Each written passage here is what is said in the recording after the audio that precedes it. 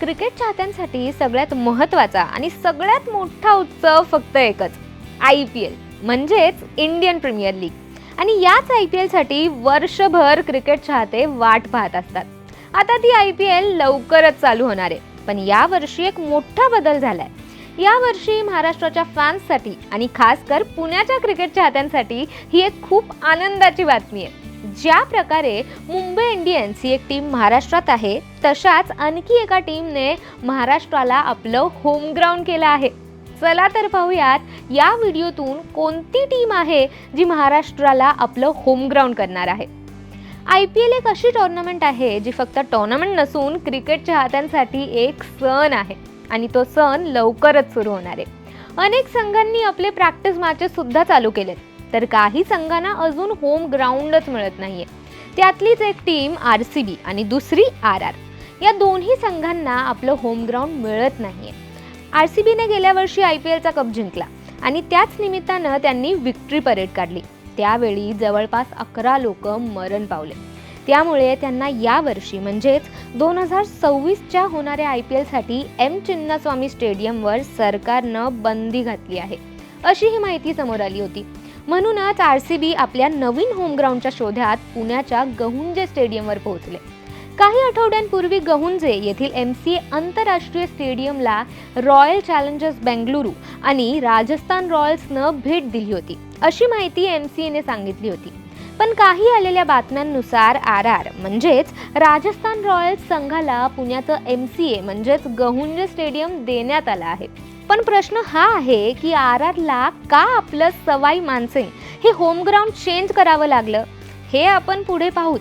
पण एक मात्र फिक्स आहे की RRमुळे महाराष्ट्राच्या मातीत आणखी एक टीम खेळणार आहे. याआधीही पुण्याने अनेक वेळा IPL संघाचे आयोजन केले आहे. 2011 ते 13 या हंगामावेळी पुणे वॉरियर्स इंडिया या संघाचे होम ग्राउंड हेच पुण्याचं स्टेडियम होतं. तसेच आणखी एक संघाचं हेच स्टेडियम होतं आणि तो संघ CSK IPL मधून 2 वर्ष बाहेर होता. तो हंगाम होता 2016-17चा. पण त्यानंतर त्यांनी आपलं होम ग्राउंड पुण्याचं गहुंजे स्टेडियम केलं आणि IPLची 3री ट्रॉफी जिंकली. पुण्याच्या या स्टेडियमवर शेवटचा सामना 2022ला झाला होता. पण त्यानंतर जवळपास 4 वर्षांनी पुन्हा पुण्याच्या स्टेडियमवर सामने होणार आहेत. त्यामुळे महाराष्ट्रातल्या चाहत्यांसाठी हा अनुभव पुन्हा एकदा येणार आहे. आता RRला जयपूर सोडून पुण्याला होम ग्राउंड करण्याचं कारण काय आहे ते सांगते. 2008 मध्ये राजस्थान रॉयल्स संघाच्या स्थापनेपासून जयपूरमधील सवाई मानसिंग स्टेडियम हेच त्यांचे पारंपरिक होम व्हेन्यू आहे. आजपर्यंत राजस्थानचे तेच होम ग्राउंड आहे. पण राजस्थान क्रिकेट असोसिएशन RCA सोबत RR व्यवस्थापनाचा सतत संघर्षानंतर या व्हेन्यूवरून स्थलांतर करण्याचा निर्णय घेण्यात आला आहे. 2025च्या IPL दरम्यान RCAच्या एका अधिकाऱ्यानं RRवर मॅच फिक्सिंगचा आरोप केला होता आणि फ्रँचायझीने हे आरोप नाकारले आणि फिक्सिंग केलेल्या अधिकाऱ्यावर खटल्याची मागणी केली. या वादामुळे दोन्ही पक्षांमधील परिस्थिती आणखीच चिघळली.